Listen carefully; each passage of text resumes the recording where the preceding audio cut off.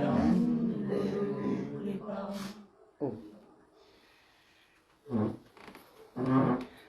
हरि ओम जी।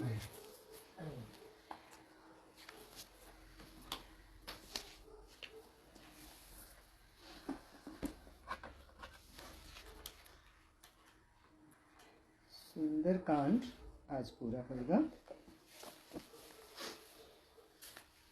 बहुत सुंदर दिन है आज का, सुंदरकांड पूरा होगा। क्यों सुंदर दिन है? एक तो भजन बहुत सुंदर बोला आज, भजन का भाव बहुत अच्छा था। और सुंदर क्यों है? सूर्य भगवान भी निकले हुए। ढूंढो सुंदरता, जहां जहां भी देखोगे सुंदरता मिलेगी। कहाँ कहाँ सुंदर है मेरे सारे प्यारी के सारे प्रेमी कितने सुंदर हैं। अगर हम जो चीज हम ढूंढने निकलते हैं वो हमें मिलती है, हैं? आप हमारे साथ हो।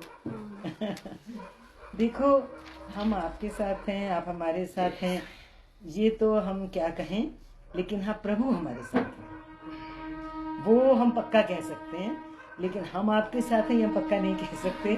आप कब तक हमारे साथ है ये भी हम नहीं कह सकते। क्यों?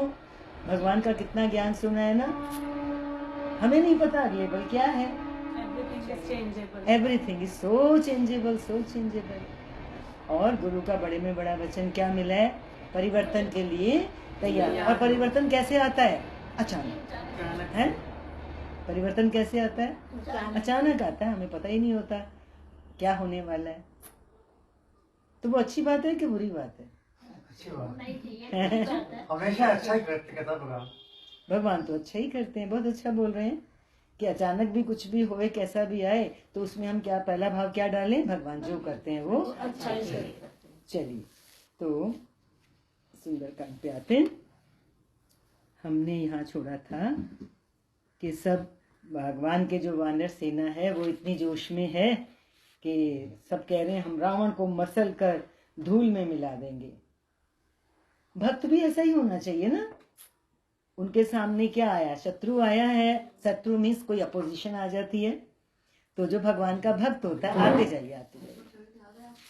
हाँ, हाथियों का बल बता रहे तो मैंने कहा चींटी का बल तो हो, हाथी का नहीं तो।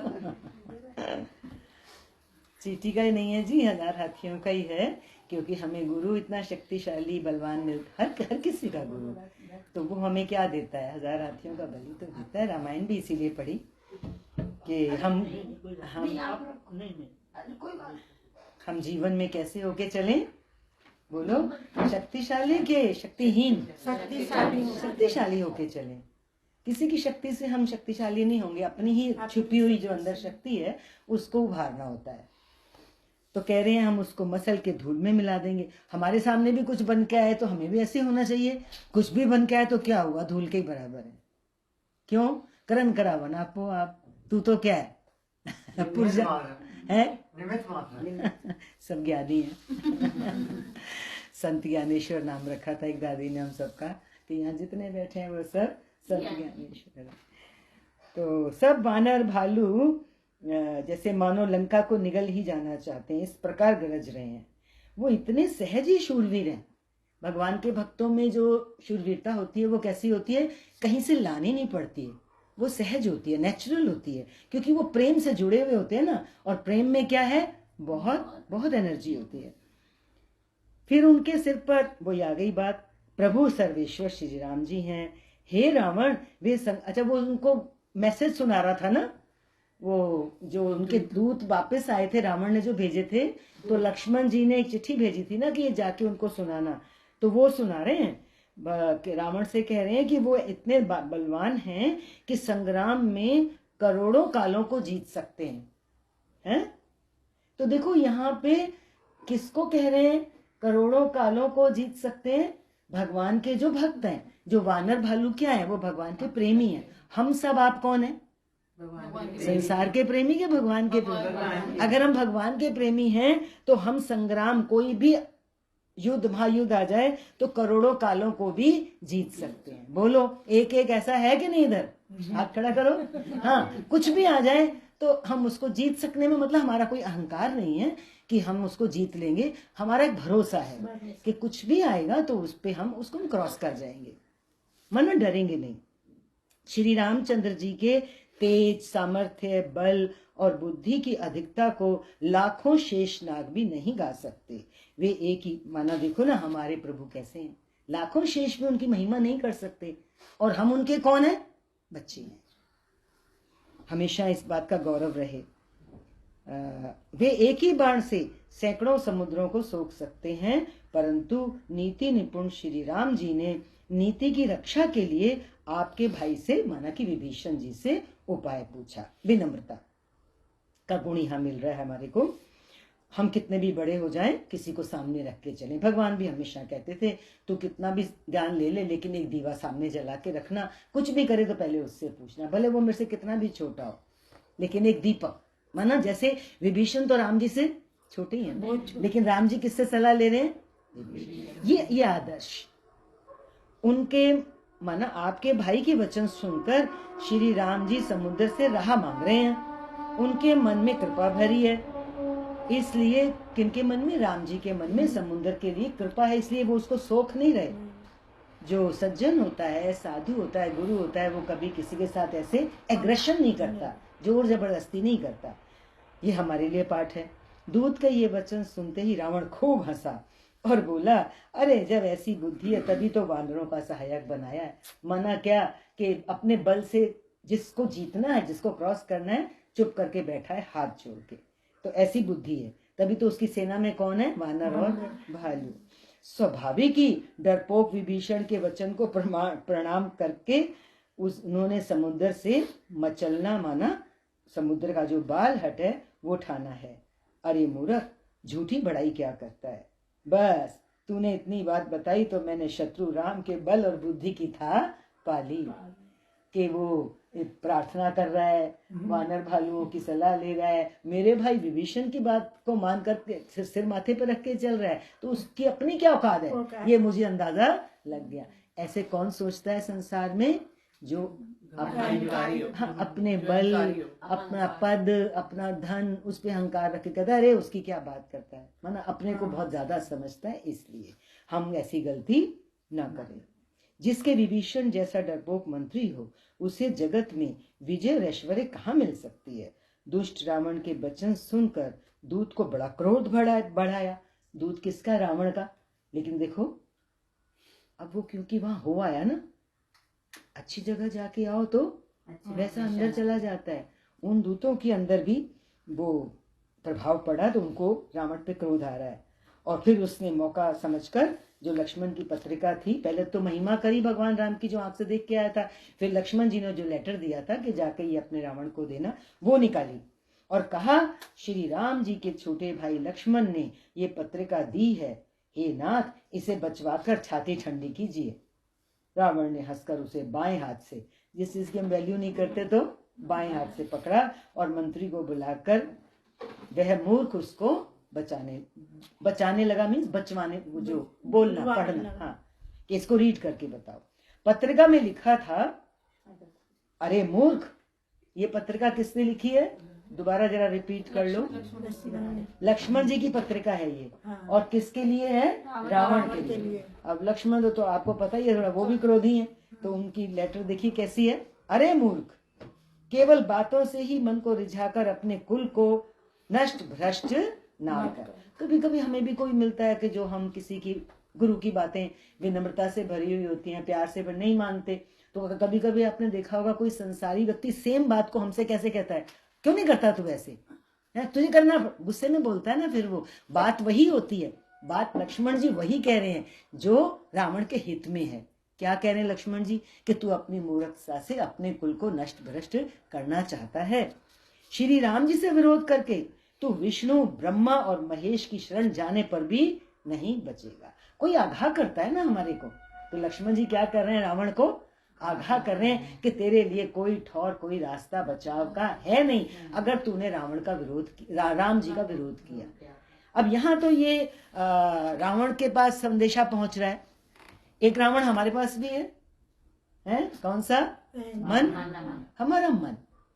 तो इस मन को भी हमें संयमित करना है और उस मन को संयमित करने के लिए हमें राम लक्ष्मण जैसे महान विभूतियों के वचनों की जरूरत होती है, जो हमें शास्त्र के माध्यम से, स्वाध्याय से, सत्संग से, गुरु के मुख से मिलती है। आसपास भी आपस में भी मिलती है एक दूसरे से सलाह। तो या तो अभिमान छोड़कर अपने छोटे भाई विभीषण की तरह प्रभु के चरण कमलों का भौरा बन जा, अथवा रे दुष्ट श्री राम जी के बाण रूपी अग्नि में परिवार सहित पतंगा हो जा। दोनों में से जो अच्छा लगे सो कर। ये चॉइस हमारे सामने भी है, या तो हम भगवान से प्रीत करें और या फिर हम संसार से करें। पत्रिका सुनते ही रावण मन में भयभीत हो गया। जब कोई थोड़ा डंके की चोट पे बोलता है तो हल्का सा भय तो आता ही है, परंतु ऊपर से मुस्कुराता हुआ वो सबको सुनाकर कहने लगा, जैसे कोई पृथ्वी पर पड़ा हुआ हाथ से आकाश को पकड़ने की चेष्टा करता हो, ऐसी हालत उसकी थी। वैसे ही नहीं, ये रावण बोल रहा है उसके लिए, लक्ष्मण के लिए, जैसे कोई गिरा पड़ा तो हो जमीन पर, और वहां जमीन पे गिरा हुआ कोई व्यक्ति आकाश को पकड़ने की कोशिश कर रहा हो, ऐसे ही ये छोटा तपस्वी लक्ष्मण वाग विलास करता है। मीन्स वाक शब्दों का विलास कर रहा है, मीन्स डींग मार रहा है। ठीक है, किसने बोला? रावण। सबको समझ आ रहा है? मैं फास्ट तो नहीं जा रही, ज्यादा धीरे बोलूं? समझ आ रहा है? शुक दूत जो गया था उसने कहा, हे नाथ, अभिमानी स्वभाव को छोड़कर इस पत्र में लिखी सब बातों को सत्य समझिए। क्रोध छोड़कर मेरा वचन सुनिए। हे नाथ, श्री राम जी से वैर त्याग दीजिए। शुक ने भी कहा, श्री राम जी से वैर त्याग दो। है, अगर हमारे हृदय में भी वैर तो नहीं है, यहाँ जो भी आ गया राम जी के लिए, लेकिन देखो एक बात कहेंगे, वैर नहीं है, पक्की बात है, नहीं तो आप यहाँ तक पहुंचते ही नहीं जी। लेकिन अब एक चीज जरूर चेक करेंगे, क्या प्रीत है राम जी से? है? अच्छा है, ये भी मानते हैं, सबकी प्रीत है। अब क्या चेक करेंगे, कितनी है प्रीत? क्योंकि थोड़ी थोड़ी तो है। अच्छी चीज थोड़ी कोई देता है तो क्या लगता है और मिले, प्रसाद भी लगता है और मिले। तो गुरु परमेश्वर का जो प्रेम है वो कैसा है? थोड़े में काम चला ले या और मिले? जोर से बोल लो, खूब मिले। हमें उस प्रभु का प्रेम खूब मिले। तो वो कहाँ से मिलेगा? वो हमारे भीतर के भाव से ही मिलेगा। हमें ही बढ़ाना है अपने भाव को। यद्यपि श्री रघुवीर समस्त लोगों के स्वामी हैं, पर उनका स्वभाव अत्यंत ही कोमल है। मिलते ही, ये भी एक लेसन है, हम कितने भी पावरफुल क्यों ना हो, लेकिन हमारे स्वभाव में कोमलता, सबके लिए कोमलता हो गई। मिलते ही प्रभु आप पर कृपा करेंगे और आपका एक भी अपराध वे हृदय में नहीं रखेंगे। जानकी जी श्री रघुनाथ जी को दे दीजिए। हे प्रभु, इतना कहना मेरा कीजिए, मतलब मेरी इतनी बात मान लीजिए। जब उस दूत ने, शुक ने, जानकी जी को देने के लिए कहा, तब दुष्ट रावण ने उसको लात मारी। दूत को क्या करी? लात मारी, दुत्कारा। बस रावण ने ही दूत को दुत्कारा और लात मारी। हम कहाँ हैं? एक एक चीज में हम खुद को चेक करें। हमारे साथ भी ऐसा ही है। जब हमारा विवेक कहता है कि ये बुरा है मत करो, लेकिन हमारा मन लात मार के कहता है ये करो, यही करवाता है जबरदस्ती। एक तो अंदर का लात मारने वाला रावण, एक संसार भी तो नहीं मारता। भगवान का वचन है, जो कोई तेरे को उल्टा चले तो तू उसके पांव इसलिए छूना और कहना मन में कि ये मेरा पहला गुरु है। ध्यान से सुनना लात मारने के ऊपर। हाँ चलो, अब इनको पहले सेट हो जाने दो। हाँ, ये स्टूल है बकीर। आप सीमा ऊपर आ जाओ दीवान पे, और आशा आप भी ऊपर आ जाओ। थोड़ी सी आपकी अटेंशन, ये बहुत सुंदर पॉइंट है, ध्यान दो। लात मारने वाली बात, एक तो योगी ने बहुत अच्छी बात बोली, अंदर से हमको लातें पड़ती ही रहती हैं, तभी तो हम भटक रहे हैं संसार में, उस मन की लात खा खा के, क्योंकि वो बहुत पावरफुल है। राइट, रावण बहुत पावरफुल है ना, तभी तो विभीषण को लात मारी, अपने दूत को भी लात मारी। पर लक्ष्मी भगवान की एक बात याद रखना, जिस दिन तू मेरे पास आया था ना, और जिसने जो तेरे से उल्टा चला उससे दुखी होकर तू मेरे पास आया था, तो तू ये समझना उसने तेरी पीठ में लात मारी और तू लुढ़कता लुढ़कता मेरे पास पहुंच गया। तो वो तेरा हितकारी हुआ कि तेरा दुश्मन हुआ, मित्र हुआ कि शत्रु हुआ? वो मेरा मित्र हुआ। क्यों? जब दुनिया हमको लात मारती है ना, तभी हम इधर आते हैं, इधर जुड़ते हैं, इधर बैठते हैं, यहाँ से वापस जाना नहीं चाहते। फिर हम कहते हैं कम्फर्ट में, मेरे को तो यही रास्ता चाहिए, ज्यादा से ज्यादा क्या होगा? फिर योगी ये कहने लग जाता है, संसार में रहे, संसार में किया, संसार की इतनी ताड़ना लातें खाई, तो संसार ने क्या दे दिया? यहाँ मुझे कुछ भी नहीं मिलेगा, कम से कम अंदर की शांति तो मिलेगी। कम से कम ये तो होगा कि अरे संसार में जो करने के लिए मुझे प्रभु ने भेजा था, मैं जितना भी कर पाऊं कर, तो कम से कम मैं उस रास्ते पे तो आया। तो नमस्कार है उनको जो हमें लात मारे। तो ये दूत भी भाग्यशाली है, वो भी विभीषण की भांति, देखो वही हो रहा है, वो भी चरणों में उसके रावण के सर नवा के कहाँ चला गया? राम जी के पास। जिसको दुनिया लात मारती वो भाग्यशाली। भगवान के पास। एक बार ये रविशंकर जी के कोर्स में मैं बैठी हुई थी, कोर्स कर रही थी, तो जो कोर्स करा रहे थे उनसे किसी ने एक प्रश्न पूछा कि क्या पहचाने कि ये हमारा आखिरी जन्म है? बड़े प्यारा सा आंसर दिया उन्होंने, जिस जन्म में तुमको सबसे उल्टा पति मिले और उसको पत्नी, आदमी को सबसे बेकार पत्नी मिले, समझ लेना ये मेरा लास्ट। क्यों? कि वो क्या करेगी? हर समय लाठी मारेगी, वो क्या करेगा? पति जो है ठू ठू कर सुइयां चुभेगा, तो क्या भर जाओगे, फ्रस्ट्रेट होगे, तो क्या कर, तो रास्ता ढूंढोगे, अरे बहुत हो गया, झेलते झेलते अब कुछ और चाहिए, कोई अच्छी जगह ढूंढे। ये क्या घर क्या होता है? नरक बना रखा है, हर कोई स्वर्ग चाहता है। तो उल्टा पार्टनर जब मिले, स्पाउस मिले, तो समझना मेरा आखिरी जन्म आ गया। और हम मांगते क्या है? अच्छा होना चाहिए, कहना मानने वाला होना चाहिए, चाहे पति हो चाहे पत्नी हो। पर देखो यहाँ प्रमाणित हो रही ये चीज कि लात खा के वो कहाँ पहुंच रहे हैं? राम जी के पास पहुंच रहे हैं, जहाँ कृपा सागर श्री रघुनाथ जी थे। प्रणाम करके उसने अपनी कथा सुनाई और श्री राम जी की कृपा से अपनी गति मुनि का स्वरूप पाया। वो किसी जन्म में मुनि था, अपने किसी पाप की वजह से, किसी अभिशाप की वजह से राक्षस के वातावरण में आ गया था, फिर वो अपने मुनि के स्वरूप, वो मुनि का स्वरूप यही है कि हम भी जीव भाव में चलते चलते चलते चलते कैसे हो जाते हैं, अपनी असलियत को भूल जाते हैं, तो एक आसुरी स्वभाव डेवलप हो जाता है। और जब हमें गुरु मिलते हैं, उनकी कृपा होती है, भगवान मिलते हैं, तो हम मुनि हो जाते हैं। अभी हम सब क्या है? मुनि है कि नहीं? बोलो हैं। मुनि मीन्स जो मनन करता है गुरु के वचनों का। शिव जी कहते हैं, हे भवानी, वो ज्ञानी मुनि था, आगे आया भी है, अगस्त ऋषि के शाप से राक्षस हो गया था। बार बार श्री राम जी के चरणों की वंदना करके वह मुनि अपने आश्रम को चला गया। इधर 3 दिन बीत गए समुद्र के उस पार प्रार्थना करते हुए, किंतु जड़ समुद्र विनय नहीं मानता। तब श्री राम जी क्रोध सहित बोले, बिना भय के प्रीति नहीं होती। अभी हम सबकी प्रीति किससे है? मान लो गुरु से है। पर एक बात बताओ, गुरु अगर पुचकार पुचकार के सारी जिंदगी चलाता रहेगा तो हमारी उन्नति नहीं होगी। भय बिन प्रीत नहीं होगी। कहते ना कि 2-3 शब्द आते हैं, मार के, ताड़ के, प्यार से, ताड़ के, शाम, कई दूसरे कोई शब्द हैं तो याद नहीं आ रहे। ये सारे हमें रास्ते अपनाने पड़ते हैं। भय बिन प्रीत नहीं होती। हे लक्ष्मण, धनुष बाण लाओ, मैं अग्नि बाण से समुद्र को सोख डालूं। मूर्ख से विनय, अब ये अच्छा लेसन है, मूर्ख से विनय, कुटिल जो कपटी हो उसके साथ प्रीति, और स्वभाव से ही जो कंजूस हो उसको कभी उदारता का, लिबरल हार्ट होने का, लार्ज हार्टेड होने का उपदेश नहीं देना चाहिए। फिर से सुनो, उन्होंने कहा मूर्ख से विनय। कोई हमारे सामने मूर्ख आ जाए और हम उम्मीद करें कि हम इससे विनय करके अपना काम करवा लेंगे, वो मूर्ख आदमी कभी नहीं करेगा, जैसे समुद्र के साथ हो रहा है। दूसरा उन्होंने कहा कुटिल, कोई बहुत कठोर, हाँ खराब व्यक्ति, हृदय का चालाक, हाँ, उसके साथ कभी दोस्ती मत करना। वो ऊपर से बहुत भला नजर आएगा लेकिन भीतर में वो फिर आपकी दगा देके जाएगा ही जाएगा, धोखा देगा ही देगा आपको।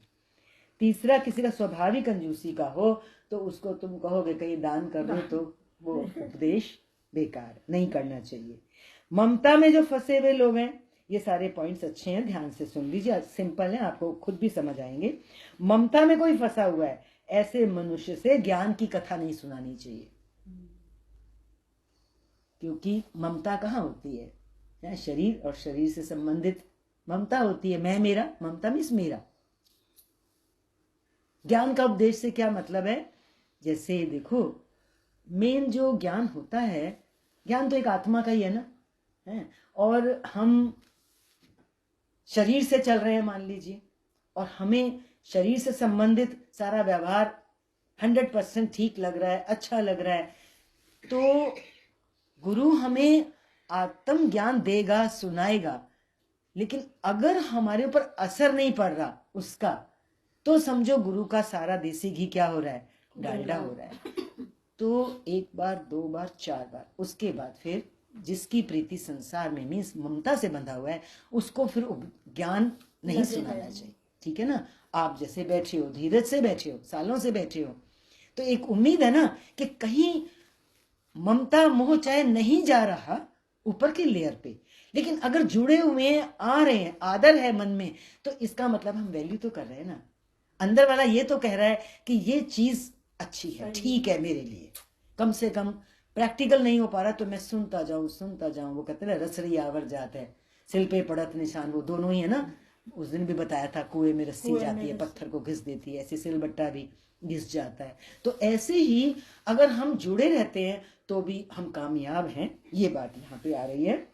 अपने ऊपर हम ना लें कि हम भी ममता में बैठे हैं तो हम क्या ज्ञान के अधिकारी नहीं हैं, लेकिन हम धीरज में बैठे हुए हैं तो हमारा अधिकार है।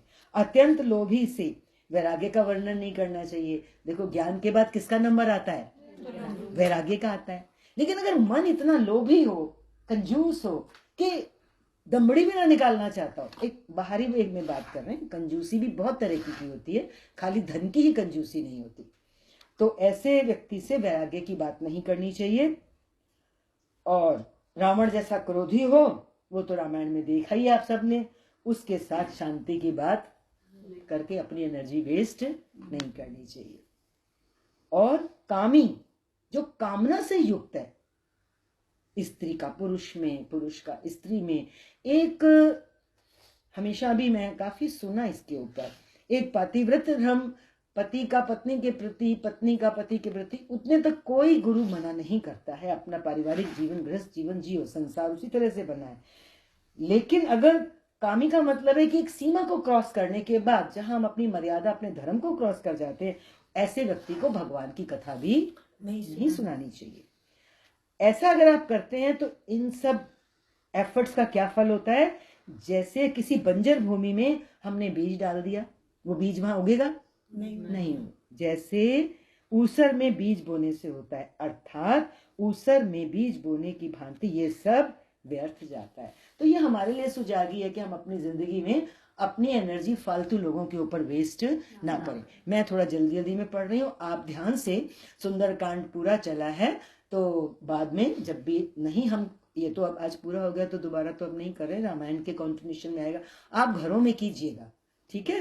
क्योंकि इसमें हमने जीवन में, इधर ऊपर आ जाइए, जीवन में सुंदरकांड को या तो चौपाइयों के पाठ के तौर पे पढ़ा, या कभी किसी ने चौपाइयों का अर्थ पढ़ा होगा, तो बस ऐसे ही जो सामने आ रहा है उसको रीडिंग करके छोड़ दिया।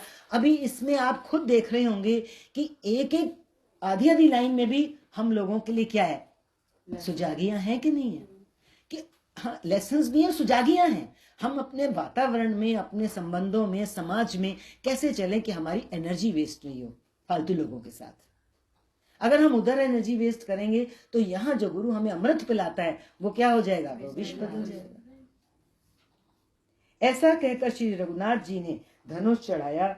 ये मत लक्ष्मण जी के मन को बहुत अच्छा लगा। प्रभु ने भयानक अग्नि बाण संधान किया, जिससे समुद्र के हृदय के अंदर अग्नि की ज्वाला उठी, वो तपने लग गया। मगर जब समुद्र में अंदर आग का एहसास होगा तो वहां पे रहने वाले जो जानवर होंगे वो तड़पेंगे। वही लिखा है, मगर, सांप, मछलियों के समूह व्याकुल हो गए। जब समुद्र ने अपने गोद में कोई रहता और वो व्याकुल हो तो उसको परेशानी नहीं होगी ना, जिसकी गोद में वो पल रहे हैं।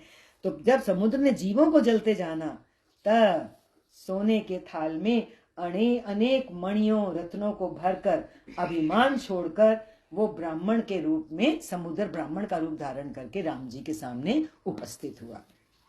काकभूषण जी कहते हैं, याद है काकभूषण जी किसको रामायण सुना रहे हैं? इतना तो याद कर लो, गरुड़ जी को। हमने उस दिन बोला 4 जगह हो रही है, 4 घाट हैं इसके रामायण के। तुलसीदास जी संतों को सुना रहे हैं, भगवान शिव जी अगला बोलो पार्वती जी को सुना रहे हैं, और याज्ञवल्क जी भारद्वाज जी भारद्वाज को सुना रहे हैं। सुनाने वाले याज्ञवल्क जी सुना रहे हैं भारद्वाज को, और काकभूषण जी सुना रहे हैं किसको? काकभूषण जी कहते हैं, हे गरुड़ जी, मैं इसलिए रिपीट करा रही थी, कुछ तो याद रहे बाकी चीजें बहुत गहरी ज्ञान की न भी याद रहे, ये तो याद रहे 4 जगह हो रही है कथा, कौन किसको सुना रहा है। इसी बहाने हम जुड़ जाएंगे।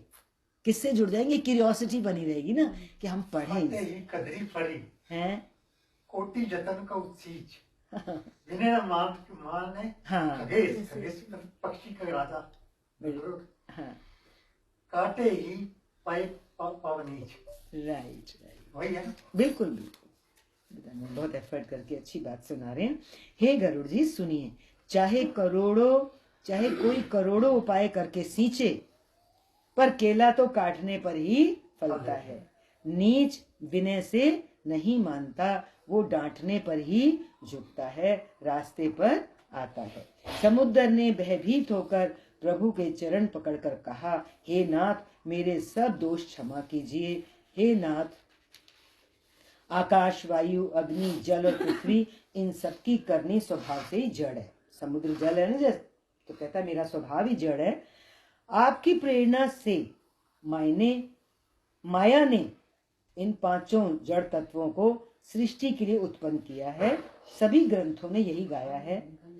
जिसके लिए स्वामी की जैसी आज्ञा है वह उसी प्रकार से रहने में सुख पाता है। ये वो अपने स्वभाव के बारे में बता रहा है समुद्र। प्रभु ने अच्छा किया जो मुझे दंड दिया, अग्निबाण संधान कर लिया था ना, किंतु जीवों का स्वभाव भी आपकी ही बनाई हुई चीज है। माना ढोल गंवार शूद्र पशु और स्त्री, ये सब माना जिनको अक्ल नहीं है तो उनको कैसे समझाना पड़ता है, ये सब शिक्षा के अधिकारी, मतलब उनको समझ देनी ही पड़ती है। यहाँ पे ताड़न की बजाय क्या लिखा, चौपाई में ताड़ना आया है, पर ट्रांसलेशन में उन्होंने व्याख्या में शिक्षा शब्द लिखा है। तो जिसको समझ नहीं है उसको शिक्षा देनी ही पड़ती है। जैसे माता पिता अपनी संतान को शिक्षा देते हैं, क्योंकि उनको उतनी समझ नहीं होती है। प्रभु के प्रताप से मैं सूख जाऊंगा और सेना पार उतर जाएगी। इसमें मेरी बड़ाई नहीं है, मेरी मर्यादा नहीं रहेगी। मर्यादा, समुद्र जड़ होने के बावजूद भी क्या कह रहा है, काम तो आप अपना कर लेंगे, मुझे सुखा देंगे और आप चले जाएंगे, लेकिन मेरी दुनिया क्या बात करेगी। कह रहे देखो समुद्र ने राम के सामने उनका मान नहीं रखा है। प्रभु के दर्शन हो रहे हैं साक्षात। हम सब तो जड़ है, पृथ्वी जल तेज वायु, समुद्र भी जड़ है, और हम जड़ जीवों को भगवान साक्षात सामने आ जाएं तो क्या उन्हें हमारे ऊपर क्रोध करके कुछ करवाने की हमसे जरूरत है। हम सब भक्त प्रेमी यहाँ बैठे हैं, हम सब सत्संग की सेवा में हैं, अपनी सेवा में हैं, तो क्या किसी को कुछ कहना पड़ता है। सब अपने आप ही प्रेम से आगे बढ़ के करते हैं। यही समुद्र को भी लगा कि क्यों ना मेरी मर्यादा कायम रहे। उन्होंने कहा इसमें मेरी क्या मर्यादा रहेगी। तथापि प्रभु की आज्ञा अर्थात आपकी आज्ञा का उल्लंघन ऐसा मैं कर नहीं सकता, ऐसा वेद गाते हैं। अब आपको जो अच्छा लगे मैं तुरंत वही करूं। समुद्र के अत्यंत विनीत वचन सुनकर कृपालु श्री राम जी ने मुस्कुराकर कहा, हे तात, जिस प्रकार वानरों की सेना पार उतर जाए, बस मुझे तो वो उपाय बता दो। मेरी कोई तुमसे शत्रुता थोड़ी है, जैसा रास्ता दोगे मैं हम वैसा कर लेंगे। समुद्र ने कहा, हे नाथ, नील और नल 2 वानर भाई हैं। उन्होंने लड़कपन में ऋषि से आशीर्वाद पाया था। क्या आशीर्वाद था कि तुम जिस भारी से भारी पत्थर को पहाड़ को हाथ लगाओगे, उनके स्पर्श कर लेने से ही भारी भारी पहाड़ भी आपके प्रताप से हाथ तो नील और नल लगाएंगे, लेकिन उसमें प्रताप किसका होगा? हम जीवों का भी संसार में जीवन में क्या होता है, हाथ तो हमारा ही लगता नजर आता है ना, लेकिन उसके पीछे प्रताप किसका होता है? राम जी का प्रताप पीछे ना हो, उनकी आशीष ना हो, उनकी कृपा ना हो, वो ना चाहे हमसे वैसा कराना, तो हम बिल्कुल कर सकते नहीं। ये इसमें हम अपना जो हमारा क्या है, एक मैं भाव, अहंकार जो है वो गलित होता है, अगर हम इस बात को याद रखते हैं। इस लाइन में हमारे लिए भी यही लेसन है। उन्होंने लड़कपन में ऋषि से आशीर्वाद पाया था कि उनके स्पर्श कर लेने से ही भारी भारी पहाड़ भी आपके प्रताप से समुद्र पर तैर जाएंगे। मैं भी प्रभु की प्रभुता को हृदय में धारण कर अपने बल के अनुसार, वो कह रहा है मैं भी करूंगा सहयोग, जहां तक मुझसे बन पड़ेगा सहायता करूंगा। हे नाथ, इस प्रकार समुद्र को बंधाइए जिससे तीनों लोकों में आपका सुंदर यश गाया जाए। इस बाण से मेरे उत्तर तट पर रहने वाले पाप के राशि दुष्ट मनुष्यों का वध कीजिए। आपने जो बाण संधान किया है, मेरे समुद्र के उत्तरी तट पर कोई दुष्ट रहते हैं बहुत सारे, उनको मारिए। कृपालु और रणधीर श्री राम जी ने समुद्र के मन की पीड़ा सुनकर, समुद्र को भी उन राक्षसों से परेशानी थी, तो उसने कहा भगवान आए हैं तो मेरा दुख दूर हो जाए। तो उसने भी ये कहा, उनसे विनती करी कि उन दुष्टों को मारिए, और अर्थात बाण से उन दुष्टों का वध कर दीजिए। और राम जी ने कर दिया। श्री राम जी का भारी बल और पौरुष देखकर समुद्र हर्षित होकर खुशी सुखी हो गया। उसने उन दुष्टों का, जिनका वध किया राम जी ने, उन राक्षसों का, उनका सारा चरित्र प्रभु को कह सुनाया। फिर समुद्र राम जी के चरणों की वंदना करके वहां से चला गया। समुद्र अपने घर चला गया और श्री रघुनाथ जी को समुद्र की ये सलाह बहुत अच्छी लगी। अब यहाँ कह रहे हैं तुलसीदास जी, जो अब तक हमने सुना, ये चरित्र जो अब तक सुन लिया ना, जितना भी जिसने सुना, कलयुग के पापों को हरने वाला है। इसलिए सुंदरकांड का पाठ होता है। तुलसीदास जी स्वयं कह रहे हैं ये कलयुग के पापों को हरने वाला है। इसे तुलसीदास ने अपनी बुद्धि के अनुसार गाया है। श्री रघुनाथ जी के गुण समूह सुख के धाम, संदेह का नाश करने वाले, और विषाद हमारे जीवन के दुखों का दमन नाश करने वाले हैं। अरे मूर्ख मन, हम भी बोलने अपने आप को, अरे मूर्ख मन, तू संसार का सब आशा भरोसा त्याग कर निरंतर इन्हें गा और सुन। हैं? हम अपने आप को बोले हमारा कैसा मन है, मूर्ख हो। दूसरा क्या बोले, इसको गा, और इसको गा गा के अपने मुख से तो गा, जीवा पवित्र हो गया, फिर इसको जब गाओगे तो हमारे कान सुनेंगे भी, और इसको सुन। सकल सुमंगलदायक रघुनायक गुणगान, सादर सुनई ते तरही भव सिंधु बिना जल जान। सियावर राम जय जय राम, मेरे प्रभु राम जय जय राम। श्री रघुनाथ जी का गुणगान समुंदर संपूर्ण सुंदर मंगलों का देने वाला है। रामायण क्यों पढ़नी चाहिए? क्योंकि इसमें राम जी का, श्री रघुनाथ जी का गुणगान किया गया है। ये सुंदर मंगलों का देने वाला है। हम जीवन में क्या चाहते हैं? हमारे मंगल हो, मंगल हो। इसको आशीष भी देते हैं, मंगल हो, मंगल। तो इसका गान करेंगे तो हमारे जीवन मंगलमय होगा। जो इसे आदर सहित सुनेंगे, चलिए हम पाठ नहीं कर सकते अभी, हमने मिलके सुन लिया। जो इसे सुनेंगे वे बिना किसी जहाज के, समुद्र लांघने के लिए जहाज चाहिए ना, संसार भी क्या है? समुद्र है। इसके लिए भी क्या चाहिए? लांघने जहाज चाहिए। वे बिना किसी जहाज के माना अन्य किसी साधन के ही भव सागर को तर जाएंगे। मास पुराण इसमें पूरा होता है 24वां। इति श्री राम चरित मानसे सकल कलि कलुष विध्वंसने पंचमः सोपानः समाप्तः। कलयुग के समस्त पापों का नाश करने वाला श्री रामचरितमानस का ये 5वां सोपान समाप्त हुआ। बोलो राजा रामचंद्र भगवान की जय, बांके बिहारी लाल की जय। माला जपोगे? बढ़िया। आप लोगों ने बहुत प्रेम और धीरज से पूरा सुंदरकांड सुना, रामायण भी जो चली वो भी सुनी। अपने परिवार का कीमती समय दिया, वो भी जो लोग इतनी स्वच्छता में भी एक सीमा महसूस करते हैं निकल निकल के। सुशीला माता हैं, आप हैं, कितने लोग आते हैं, रमा भी आ रही है। बहुत आपका हाथ जोड़कर धन्यवाद है कि आप ही के प्रेम और आप ही के सहयोग, आप सब आते हैं तो ये जुबान भी भगवान यूज करता है कि चलो कि भगवान की महिमा हो। सब इकट्ठे बैठते हैं तो होता है, अकेले तो कोई भी नहीं कर सकता।